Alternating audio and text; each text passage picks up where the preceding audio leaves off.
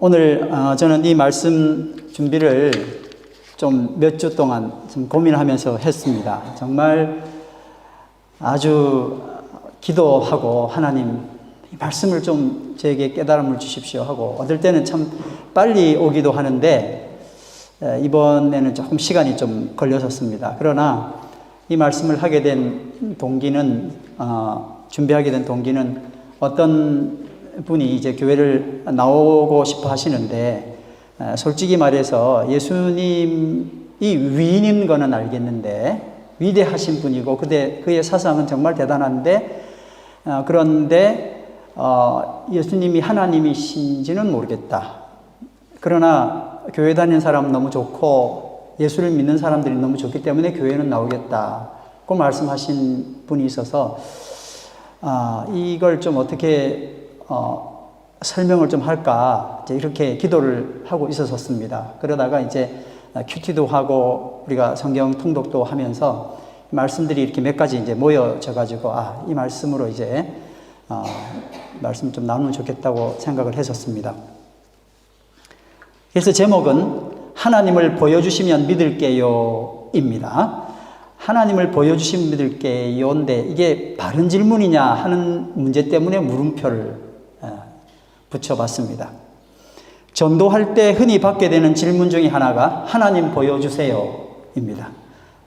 전도 안 해보신 분들은 또 이유가 뭐냐면 하나님이 좀 보이면 나도 전도할 건데 그렇게 생각하시겠죠.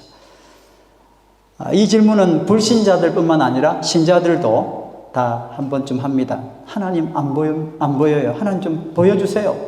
그렇게 하면 제가 믿겠습니다. 여러분, 이 질문을 어떻게 생각하십니까? 그리고 이 질문에 어떤 크리스찬으로서 어떤 대답이 있습니까? 먼저 제가 받은 은혜는 보여주면 믿겠다 하는 이 말 자체가 참 감사한 일인데, 그러나 이 말이 모순이구나 하는 걸 알게 되었습니다. 왜냐하면 성경에는 여러 분들이 하나님을 보여달라고 아니면 영광이라도 보여달라고 이야기를 했기 때문에 이건 연약한 우리들의 질문이기도 하거든요. 근데 이 질문이 모순이다라는 것을 이제 말씀을 통해서 알게 됐습니다. 하나님을 사람의 눈으로 볼 수 있다면 그것 자체로 이미 하나님은 하나님이 아니십니다. 맞죠? 하나님이 내 눈에 다 보이면 그게 어떻게 하나님이냐는 거예요. 예를 들어서 지구 반대쪽에 사는 삼촌을 어떤 아이가 삼촌이 거기 있다며 보여줘. 삼촌이 다 나타나야 되는데 나타나질 않는단 말이에요. 그렇게 말한다 할지라도 이 말은 말이 돼요. 그렇죠? 삼촌이 이제 비행기 타고 오면 볼 수 있어 할 수도 있고, 네가 통화를 했잖아 뭐 이럴 수도 있고, 그래서 이야기는 하고 설명할 수는 있습니다. 자전거 만든 사람 보여줘. 자전거 만든 사람 안 보여주면 난 안 믿을 거야. 그래도 보여주면 되니까요. 비행기 만든 사람 보여줘. 옛날에 만들었는데, 라이트 형제가 만들었는데, 뭐 알 수는 없지만은 뭐 있는 거니까요. 이건 말이 된다는 거예요. 그분을 보면 내가 믿겠어라는 거는 말이 돼요. 그런데 하나님을 보여달라는 것은 하나님을 사람 정도 수준으로 생각해서 던진 질문인 겁니다. 하나님이나 나나 비슷한데 보여주면 내가 믿어보겠다는 겁니다. 만약 하나님이 사람 정도의 수준이라면 이미 하나님이 아니십니다. 왜 이런 생각을 했냐면 그리스 로마 신화의 영향을 우리가 많이 받아서 그 신이 그저 우리 사람에게도 잘 보이고 만만하게 싸우기도 하고 사람하고 뭐 사귀기도 하고 결혼도 하고 그렇게 하기 때문에 그 하나님이 다 그런 것처럼 보여서 이런 습관을 가질 수 있습니다. 하나님을 사람의 눈으로 볼 수 있다면 그것 자체로 이미 하나님이 아니십니다. 하나님이 어떤 분인지 무슨 의미인지 전혀 모르고 던진 질문입니다. 사람들이 이단 사이비에 빠지는 이유는 이 사실을 간과했기 때문입니다. 어떤 사람이 마술이든 지난주에 말씀드린 것처럼 묘술이든 병을 낫게 하는 능력이 있고 심지어는 누구처럼 미래에 있을 날씨까지도 예측을 한다 하고 염력으로 숟가락을 손대지 않고 구부러뜨린다 해도 그는 하나님일 수 없습니다.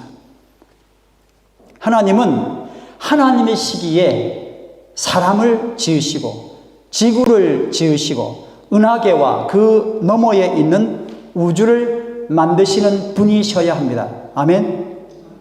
솔로몬은 역대 6장 18절에 좀 위대했던 많은 사람이지만 위대했던 많은 사람들은 이런 하나님을 알았거든요. 이렇게 고백했습니다. 솔로몬은 성전을 지었잖아요. 다 같이 읽습니다. 시작. 하나님이 참으로 사람과 함께 땅에 거하시리이까 보소서 하늘과 하늘들의 하늘이라도 주를 용납하지 못하겠거늘 하물며 내가 건축한 이 성전이오리까. 솔로몬은 하늘 하나만 이야기하지 않았어요. 하늘들의 하늘이 또 있다고 한 거예요. 벌써 우주를 본 거죠. 그죠? 또 다른 우주를 본 겁니다. 근데 그 우주라 할지라도 어떻게 하나님을 용납하겠냐는 거예요. 도대체 될 수 없는 이야기라는 거예요. 그런데 조그만한 그것도 이스라엘의 예루살렘에 성전 하나 만들어 놓고 주님 여기 거하십시오. 말이 안 되지만 제가 성전을 만들었어요. 라고 이야기를 한 겁니다. 더구나 하나님은 하나님이시라면 시간을 만드시는 분이어야 합니다. 하나님이 시간 속에 갇혀 있을 수가 없죠.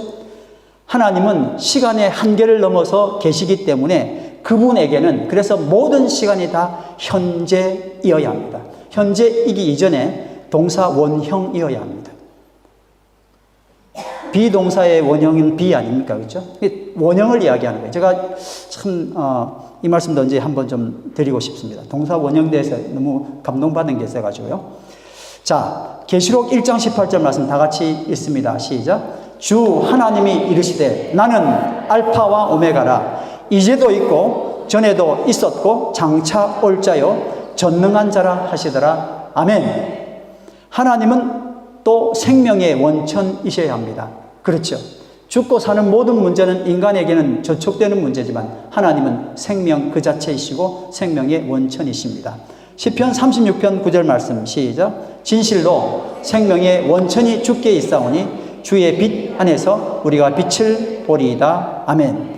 뿐만 아니라 이런 모든 이유를 통해서 영적인 세계, 영계의 모든 것들이 하나님께 복종하고 경배를 드려야만 하나님이라 할 수 있습니다. 사탄이라 할지라도 무저경에 있는 어떤 세력이라 할지라도 하나님께는 굴복해야 하는 겁니다. 맞죠? 아멘. 그래서 느헤미야 9장 6절 말씀 시작. 오직 주는 여호와시라. 하늘과 하늘들의 하늘과 이럴 성신과 땅 위에 있는 만물과 바다와 그 가운데 모든 것을 지으시고 다 보존하시오니 모든 천군이 주께 경배하나이다. 아멘. 따라합니다. 모든 천군이 주께 경배하나이다. 할 수밖에 없습니다. 하나님을 보려면 하나님 수준 정도는 되어야 볼 수 있습니다. 아무도 사람도 어떤 신도 하나님을 볼 수가 없습니다. 그 영역을 따라갈 수 없기 때문에 그렇습니다. 어떤 사람이 먼 지구를 떠나서 사진을 찍은 것을 보여줬는데 파란 점이 저게 지구다 하더라고요. 멀리서 지구를 바라보면 점도 아닌데 그 파란 점에 우리가 살고 있다는 게 참 신기하지 않습니까? 그 점밖에 안 되는 것인데 현재 우리는 여기 있으면서 지구를 볼 수가 없잖아요. 그렇죠. 그래서 옛날에는 뭐가 돌아간다 그랬냐면은 지구가 중심에 있고 태양이 돌아간다고 보이는 게 그거니까요. 그렇게 말할 만큼 인간은 사실 아닌 것에 그렇게 목숨을 건단 말이에요. 그런데 은하계도 우리가 바라볼 수 없는데 은하계라는 은하계가 또 수억 개가 또 있단 말이에요. 이 우주의 끝이 뭔지를 아직도 뭐 어떻게 가겠어요? 사람이 갈 수 없으니까. 우주의 끝조차도 알 수 없는데 이 우주를 만드신 분을 보여달라 하는 말 자체가 엄청난 모순이더라 하는 겁니다. 하나님을 볼 수 있다면 믿겠다는 이 말은 또 다른 모순이 있습니다. 그것은 보면 믿겠다는 말 자체의 모순 때문에 그렇습니다. 대부분의 사람들은 보는 것을 믿는 게 아니라 믿는 것을 보죠. 또 다른 이유는 존재는 하지만 보여줄 수 없는 것이 세상에 너무 많기 때문에 그렇습니다. 존재는 하지만 보여줄 수 없는 것 뭐가 있습니까? 머리에 몇 가지 떠오르시죠? 지금 숨을 쉬고 있는 사람이 내가 공기를 보여주면 믿겠다 이렇게 말하는 건 진짜 억지입니다.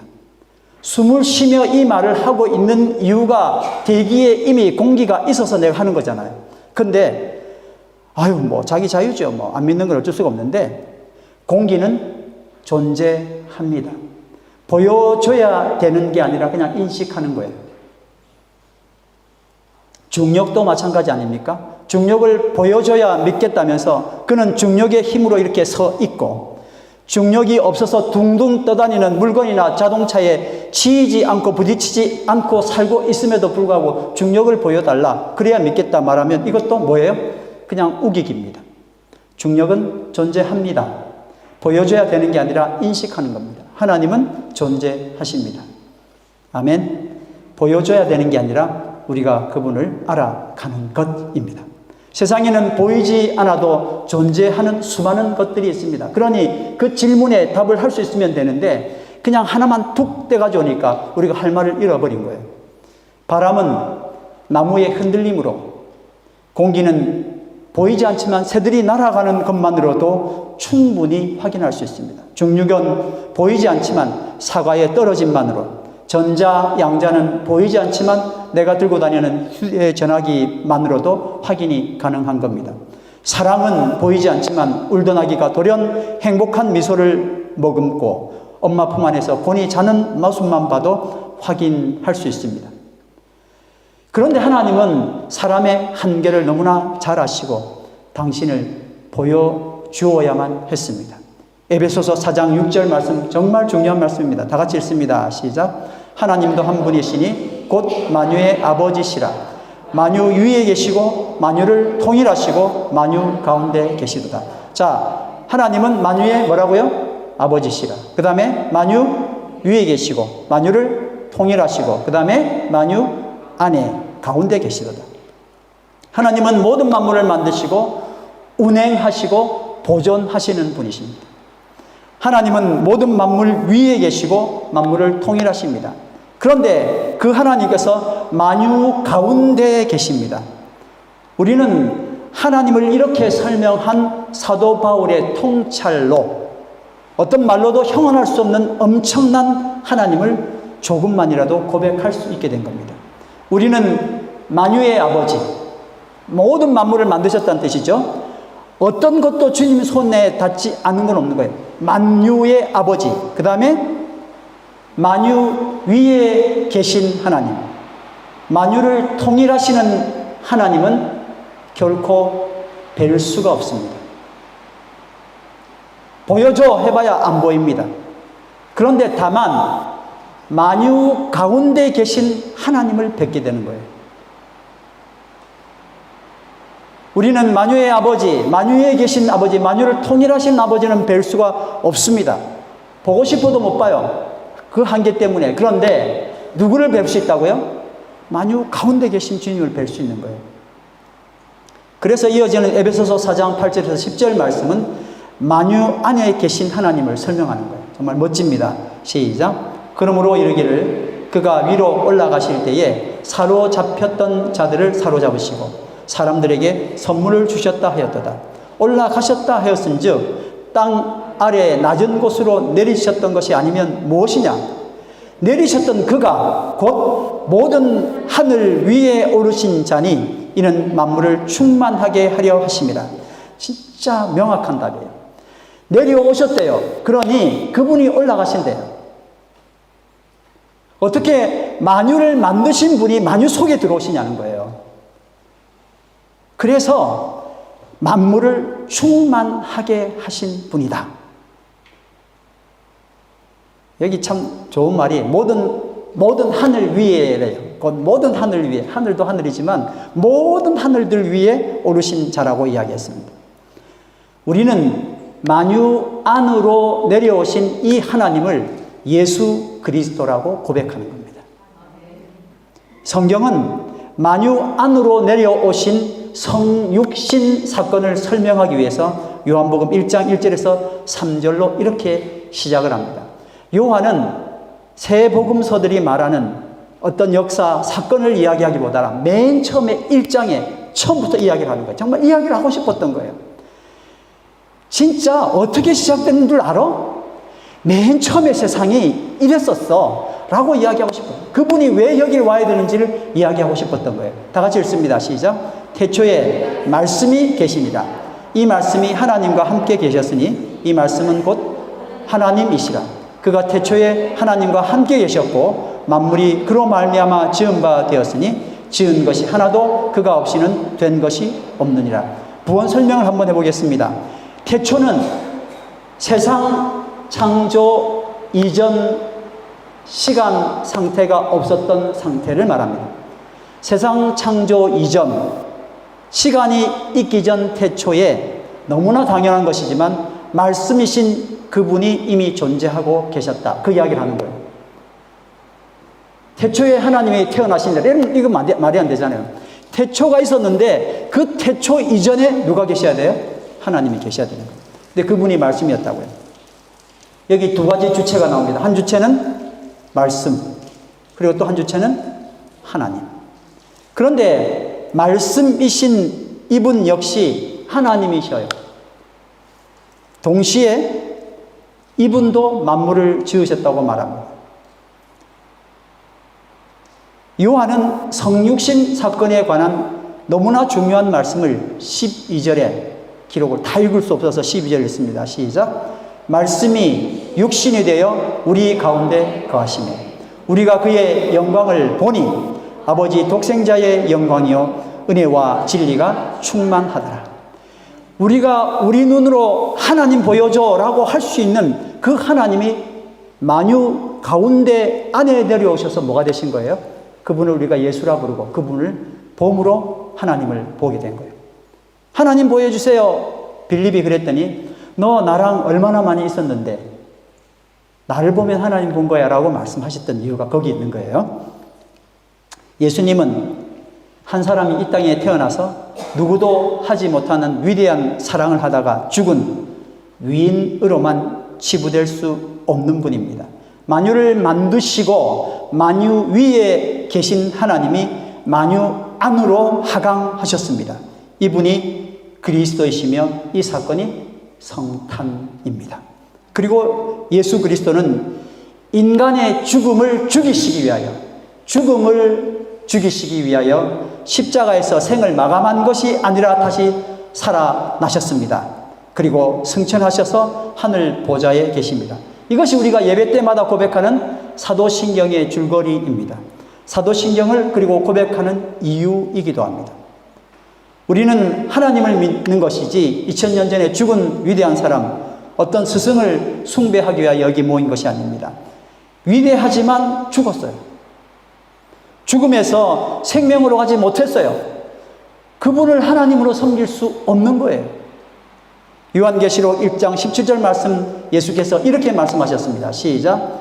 두려워 말라. 나는 처음이요 나중이니 곧 산자라. 내가 전에 죽었었노라. 볼지어다 이제 세세토록 살아있어 사망과 음부의 열쇠를 가졌노니 할렐루야. 죽음을 죽이시고 사망과 음부의 열쇠를 가지게 되신 겁니다. 누군가가 예수님에게 부활에 대해서 물어봤어요. 여러분 부활이 뭐예요? 라고 말하면 다 하실 말씀이 있을 거예요. 부활이 뭐예요? 그런데 예수님 자신이 부활에 대해서 이야기하시는 거예요. 진짜 우리말로 끝내주게 말씀하셨어요. 다른 사람들은 부활 이야기하면 죽었다 살아나는 거야. 하나님의 능력이 있으니까 살릴 거야. 이러는데 예수님이 설명하신 부활은 정말 기가 찹니다. 누가복음 20장 37절 말씀. 예수께서 말씀하신 겁니다. 자, 부활에 대해서 시작. 죽은 자가 살아난다는 것은 모세가 가시나무 떨기에 관한 글에서 주를 아브라함의 하나님이요 이삭의 하나님이요 야곱의 하나님이라 칭하셨나니. 한번 설명을 해보겠습니다. 예수님이 설명하시는 거예요. 구약의 이야기를 들어서 예수님이 설명하시는 거예요. 자, 모세가 주 하나님에 대해서 이렇게 칭했어. 하나님이 이렇게 불렀어. 라고 말하는 거예요.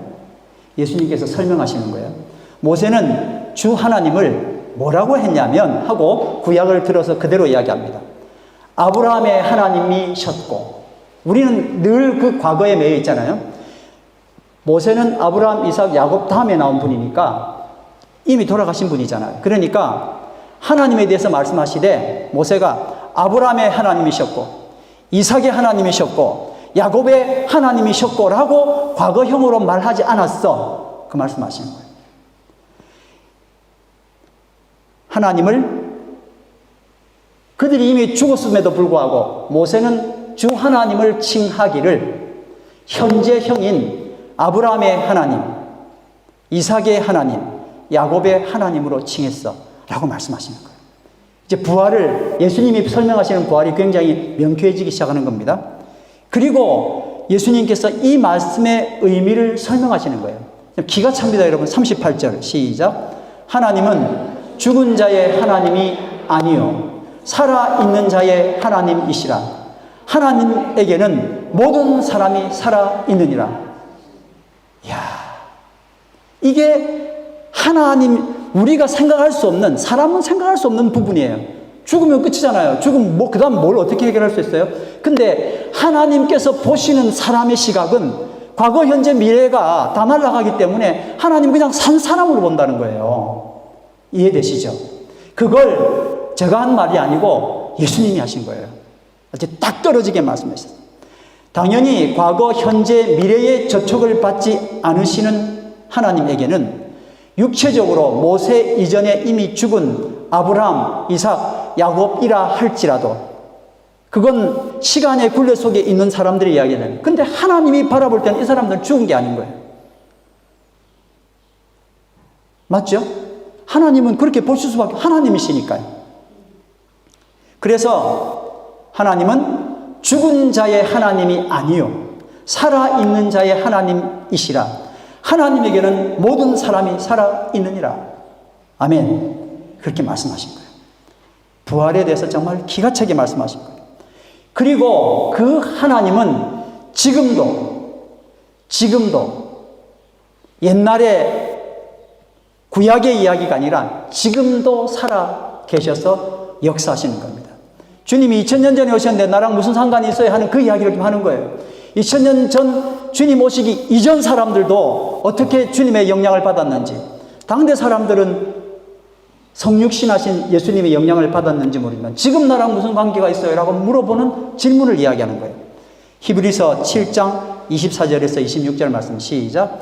예수님은 영원히 계심으로 그 제사장 직분도 갈리지 아니하느니라. 그러므로 자기를 힘입어 하나님께 나아가는 자들을 온전히 구원하실 수 있으니 이는 그가 항상 살아계셔서 그들을 위하여 간구하십니다. 이러한 대제사장은 우리에게 합당하니 거룩하고 악이 없고 두려움이 없고 죄인에게서 떠나 계시고 하늘보다 높이 되시니라. 아멘. 그분은 하늘보다 높이 계셔야 돼요. 우리가 상상할 수 없는 부분이니까요. 그런데 이렇게 이야기를 들었음에도 불구하고 A라는 집사님이 또 집요하게 질문을 하는 거죠.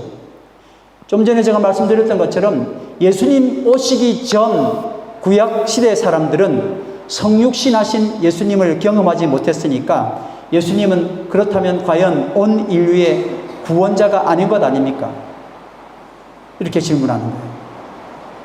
예수님은 그 당시 그리고 그걸 믿는 지금 우리에게는 효과가 있을지 몰라도 구약시대 때 사람은 효과가 없는 거 아니냐는 그걸 이야기하는 거예요. 자, 여기서 여러분 하나님의 얼굴을 본 야곱 이야기를 잠깐 해보겠습니다.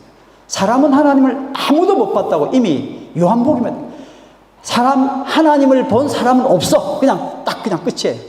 보면 죽어. 그거예요. 그런데 하나님을 본 사람이 있어요. 그것도 언제예요? 신약이 아니라 구약 때. 누구예요? 야곱이. 분이엘이라는 이야기 들어보셨죠? 우리는 부산에 살아가지고 분이엘 고등학교, 분이엘 이런 이야기 진짜 많이 들었어요. 하나님의 얼굴이란 뜻입니다. 분이엘이란 말이. 사람은 그분의 크심 때문에 정말 하나님을 바라볼 수도 없고, 정말 우리가 맨눈으로 5초 이상 태양을 바라볼 수 있습니까? 그래도 안 돼요.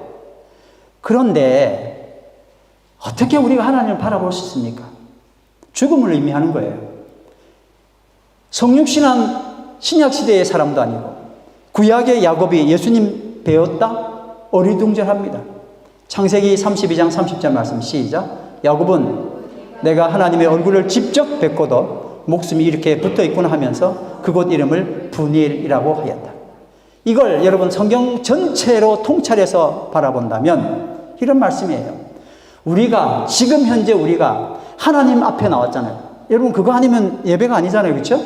주님 앞에 예배 드리는 거예요. 주여 우리를 받으셔서 주님 앞에 나왔습니다. 항상 그러잖아요. 그런데 하나님 앞에 나왔음에도 죽지 않고 담대하게, 오히려 더 담대하게 정말 그의 보좌로 뛰어 들어가는 것처럼 하나님을 아버지라고 고백할 수 있는 건 단 하나의 이유예요. 예수 그리스도의 성육신 때문입니다. 할렐루야. 이와 같이 하나님을 뵙고도 야곱이 죽지 않았던 단 하나의 이유는 예수 그리스도의 성육신 때문에 그렇습니다.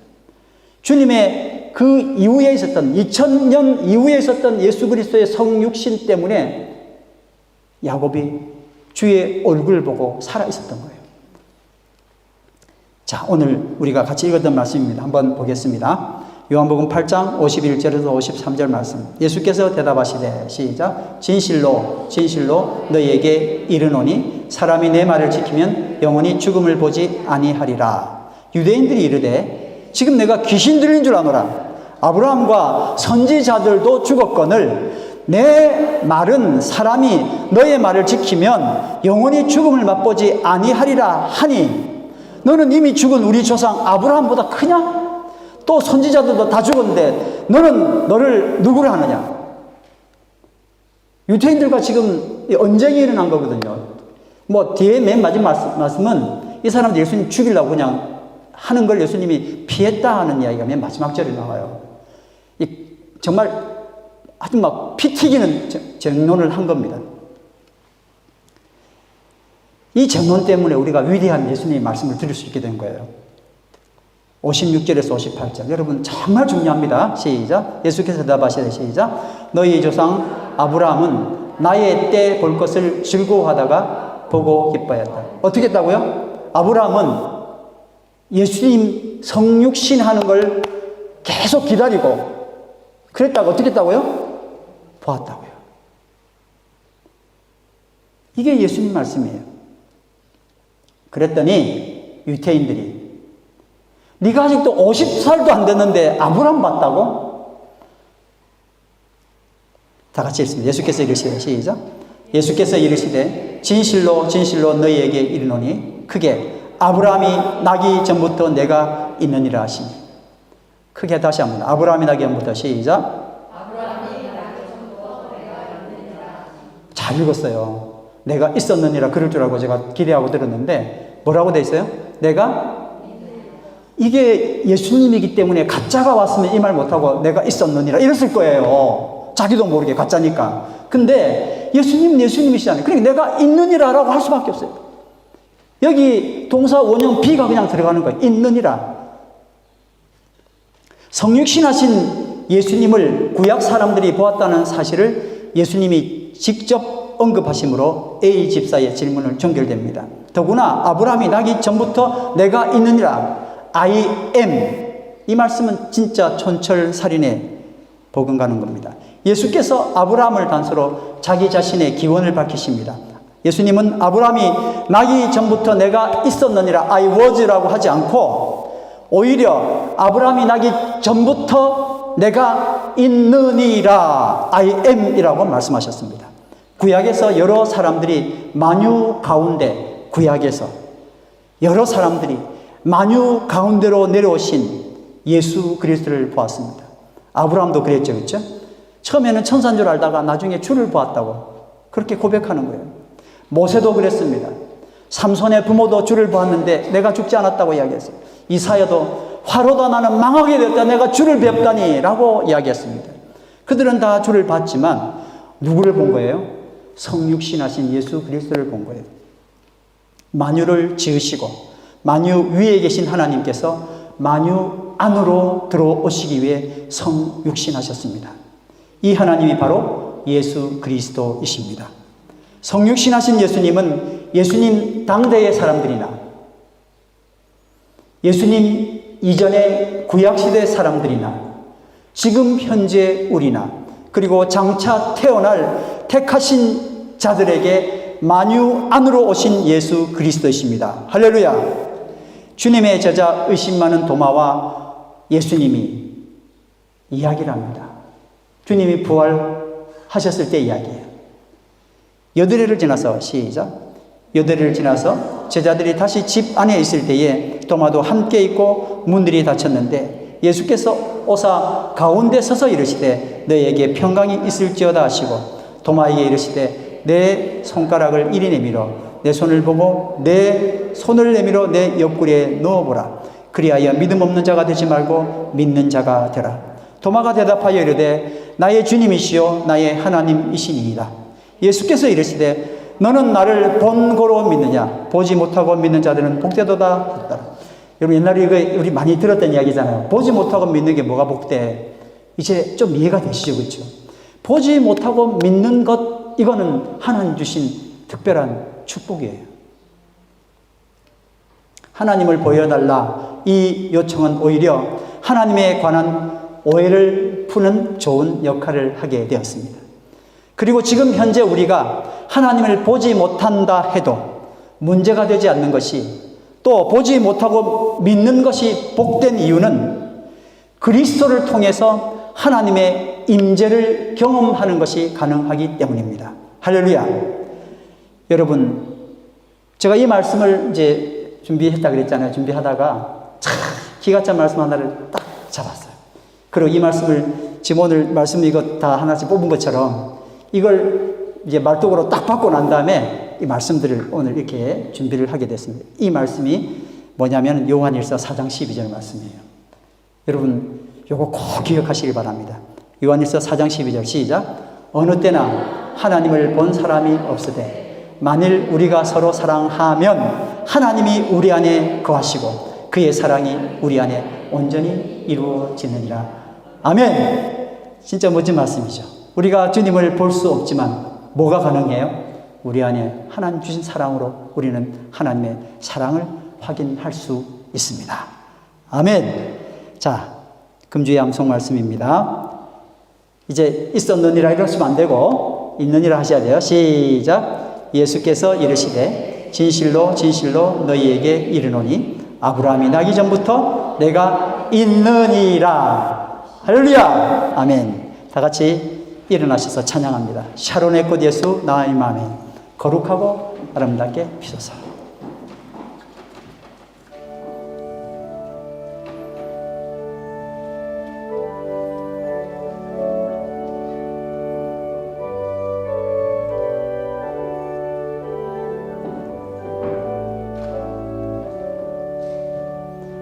샤론의 꽃 예수 나의 마음에 거룩하고 아름답게 피소서. 내 생명이 참 사랑의 향기로 간 데마다 풍겨나게 하소서. 예수 나의 주여 샤론의 꽃 샤론의 꽃 나의 맘에 사랑으로 피소서. 너무 감사합니다. 아멘. 샤론의 꽃 예수 이 세상에서 어느 꽃과 비교할 수 있으랴. 나의 삶의 한결같은 은혜와 사랑으로 가득하게 하소서. 예수 샤론의 꽃 나의 맘의 사랑으로 피소서. 오늘 말씀을 생각하시면서 다 같이 기도하겠습니다. 하나님, 이제 우리가 서로 사랑하기를 원합니다.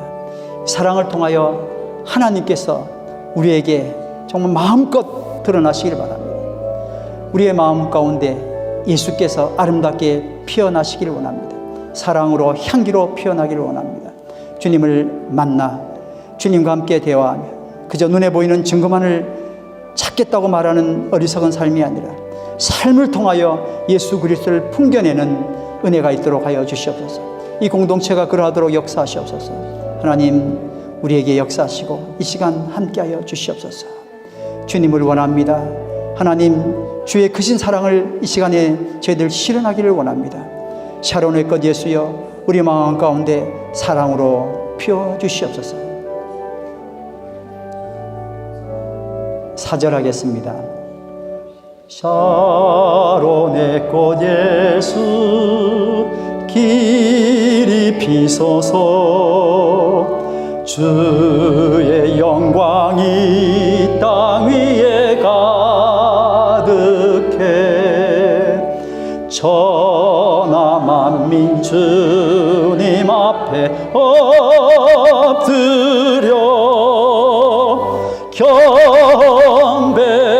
경배하며 영광 돌릴 때까지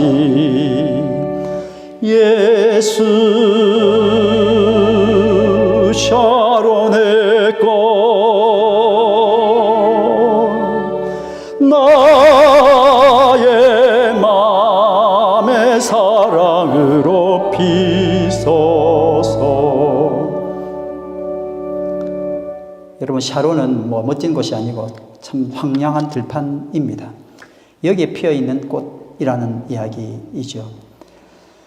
이제 우리가 예수 그리스도를 믿는 사람으로서